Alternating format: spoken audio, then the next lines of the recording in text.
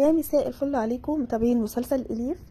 هنا كان أميت بيتصل على سليم علشان يقابله، علشان كان سليم متفق ان هو يقابله تاني يوم علشان يشوفوا حسابات الشركة ويراجع مع أميت كل حاجة. طبعا سليم بعد ما وصل ملك على المشغل وراح عند أميت علشان يفهم منه ايه الموضوع، طبعا هياخده وهيدخل المكان ده اللي المفروض ان هم هيستفسروا فيه عن كل حاجة. هنا كان سليم بيفكر مع نفسه في الكلام اللي قالته له ملك، ان انت اوعى تأمن لأميت لان هو بيخدعنا كلنا، وان هو شخص وراه حاجة كبيرة قوي احنا مش عارفين نفهمها، وبتحاول ان هي تقنع سليم ان هو ما يأمنلوش ابدا. فهنا أميت بيحاول ان هو يقنع سليم بالكلام اللي هو عايز يوقعهم فيه. فدخل معاه سليم المكان اللي هو رايحه علشان يثبت فيه لسليم ان هو كل حاجة كان بيعملها لصالح الشركة، ولكن ربنا اراد غير كده. هنا جونجا وأركود راحوا على الشركة بتاع سردار اللي كان عاملها من ورا جونجا. طبعا بعد ما ورثت كل حاجة من بعد موته في السجن، هي ورثت كل حاجة. ففرحانة قوي ان هي هتبقى مديرة الشركة، فمتفائلة قوي وبتقول لسردار اخيرا اخيرا بقى عندي شركة زي ما انت شايف وانا المديرة بتاعتها وكل حاجة بتاعتي، وبقى معايا اراضي كتير باسمي. انا متحمسة جدا جدا، وان شاء الله الشركة دي هكبرها وتكون من اكبر الشركات المنافسة هنا في المكان. فبيقول لها اركود بس واحده واحده كده على مهلك، اكيد مش هتعرفي تعملي كل الشغل ده لوحدك واكيد هتحتاجي مساعده كتير قوي مني. فقالت له طبعا طبعا، وخليته قاعد كمان، وقعدت على الكرسي بالشكل ده وعماله تتحمس كده ان هي مديره الشركه وفرحانه قوي.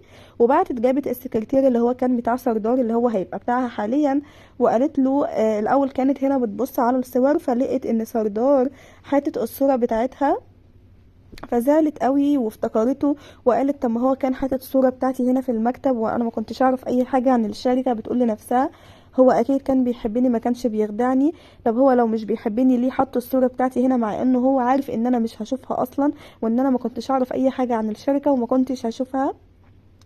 هنا في المشغل طبعا زي كالعاده هم متوترين كلهم ومش حابين ملك.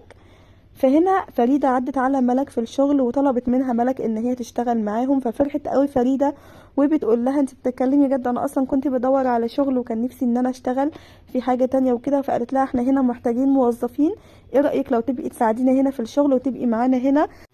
وقالت لها كمان ملك انا هكلم لك جواهر بيك المدير بتاع المشغل بتاعنا، وانا اللي هتوسط لك علشان يوظفك هنا وتكوني معايا ونروح ونيجي مع بعض ونخلص انا وانتي ونمشي مع بعض، ايه رأيك في الفكرة دي؟ هنتسلى وكمان هنشتغل وكمان هنجيب فلوس من وراها وكده.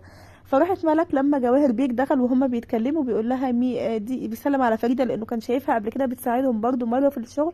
فطلبت منه ملك قالت له دي الموظفه الجديده، احنا كنا محتاجين بنات وحضرتك عارف ومحتاجين بنات تشتغل معانا، ودي واحده منهم فريده وهنبقى نشوف واحده تانية كمان. هم كانوا طالبين ان في بنتين تاني يجوا يشتغلوا هنا. فطبعا فريدة جت وهتمسك موضوع الكوي تقريبا، ان هي هتكوي الملابس اللي هم هيصنعوها، هي اللي هتكويها وتقفلها طبعا وتشيلها في الكراتين وكده. فجواهر اول ما شافها سلم عليها وتحمس جدا. وهنا سونا و اسمها ايه دي التانية مبسوطين جدا، إيسال فرحانين لان هم طبعا عارفين فريدة، وكمان عشان طبعا اي حد تبع ملك هم كمان بيحبوه وبيحبوا ان هم يتعاملوا معاه ففرحوا قوي. هنا فريدة بتشكر ملك بعد ما جواهر بيك وافق ان هو يوظفها عنده. فريدة عمالة تشكر ملك، وهنا بهرية اتغاظت قوي وقالت بتقول لنفسها مش على كيفك توظفي اللي يعجبك هنا، انا لازم اشوف حل للموضوع ده ولازم ارجعك لمكانك تاني يا ملك وانتقم منك. هنا اليف وهي في المدرسه بقت اشطر واحده زي ما احنا عارفين وبقت عريفه الفصل، وطبعا دايما هي اللي بتجاوب، وكمان اوقات المس بتخليها تطلع تشرح لاصدقائها الدرس علشان يفهموا منها ويتشجعوا ويكونوا زيها ويكونوا شاطرين. هنا خلاص فريده لبست لبس الشغل وبدات بالشغل معاهم. وهنا بهريه مش طايقه نفسها عماله تتكلم مع البنت التانية وعماله تقول لها انا ما ينفعش افضل قاعده كده وكل حاجه بتتعمل قدام عينيا، لازم اشوف حل للموضوع ده. وكانت بتتخانق مع البنات اللي جنبها. وهنا قامت ملك عشان تسكتهم، وساعتها في الوقت ده قعدت تزعق لبهرية كتير قوي وتقول لها من فضلك الزامي حدودك ده مكان شغل. وهنا فريدة متضايقة لان طبعا عارفة ان بهرية بتعمل كل ده عشانها. فهنا ملك بتقول لها ده مكان شغل، وهنا اول مره ملك تزعق لها وكده وقالت لها المكان ده مكان شغل وانتي لازم تسمعي تعليماتي وتشتغلي وانتي ساكته، واللي انا اقوله هو اللي يتنفذ وما تعليش صوتك تاني على زملائك في الشغل. وقعدت ملك تهددها كتير قوي. وهنا فريده جت بتحاول تهدي ملك وتقول لها سيبيها، طبعا قعدت تتكلم ملك كلام جارح جدا وفريده وملك طبعا ماسكه اعصابها عليها، ما رضتش برضه ان هي تضايقها بالكلام. هنا جونجا قاعده بتفتكر سردار، وبدات تتكلم مع اركوت وتتكلم في سيره سردار وتقول له طالما هو كان بيخدعني، طب ليه هو طبعا المحامي قال لها ان هو كاتب لها كل الحاجات دي باسمها، نقلها باسمها وهو في السجن وكده. فبتقوله طالما هو ما كانش بيحبني ليه نقل كل الاملاك باسمي انا، وليه مش عارفه ايه. وبدات تسال نفسها اسئله كتير قوي. هنا جه السكرتير وقال لها في ورق مهم لازم حضرتك تمضي عليه. فاخدت الورق وكانت هتوقع عليه زي ما احنا شايفين، ولكن راح اركوت محذرها، قال لها جونجا ما ينفعش توقعي على اي حاجه من غير ما تقرايها كويس وتفهمي ايه اللي مكتوب فيها، فالمفروض ان انت تفهمي الكلام كويس وبعدين تبقي توقعي عليه في اي وقت. فقالت له صح انت معاك حق وكده، واخدت منه الورق من السكرتير وقالت له خلاص روح انت وابقى تعالى شويه كده خد الورق، وطبعا هتقعد تقرا الورق كويس وتشوف ايه فيه. طبعا اركوت قال لها انا خايف عليكي لحد يمضيكي على حاجه عن تنازل عن الشركه او بيع الشركه او اي حاجه ونرجع نبدا من الصفر تاني. احنا ما صدقنا وصلنا لحد هنا. وطبعا اركوت هيبقى هو السكرتير بتاعها بعد كده وهو المساعد بتاعها اللي هيدير كل اعمالها. هنا سليم بعد ما دخل مع أميت واتأكد ان هو طبعا أميت يعني اللي أكد له، اتأكد ان هو مثلا مظلوم او كده وصدقه في الكلام اللي هو قاله جوه واللي حصل جوه.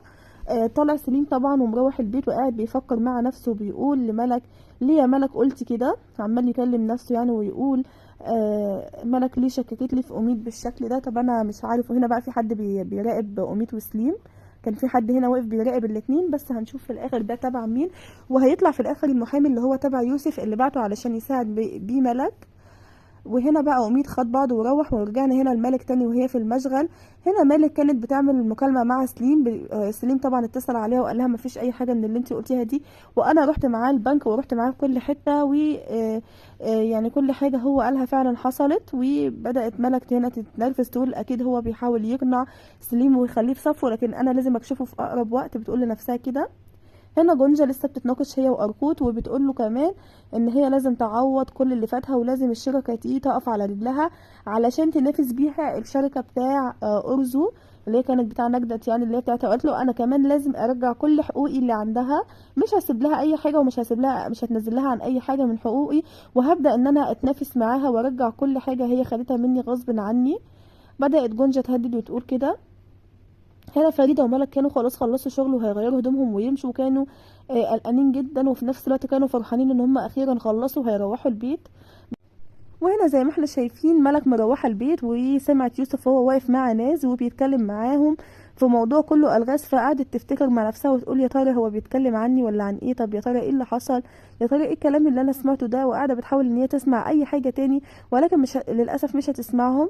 هي بصت كده عليهم من بعيد وخدت بعضها ومشيت ومش فاهمه هو في ايه ولا ايه اللي حصل. المعروف عن يوسف ده ان هو اصلا مش بيكلم حد ولا حد بيقعد عند مصطبته ولا بيختلط باي حد خالص. بتخلص الحلقة بتاعتنا على كده، ونستنى ونشوف الحلقة الجديدة ايه الأحداث اللي هتكون فيها. أشوفكم على خير الفيديو الجاي، والسلام عليكم ورحمة الله.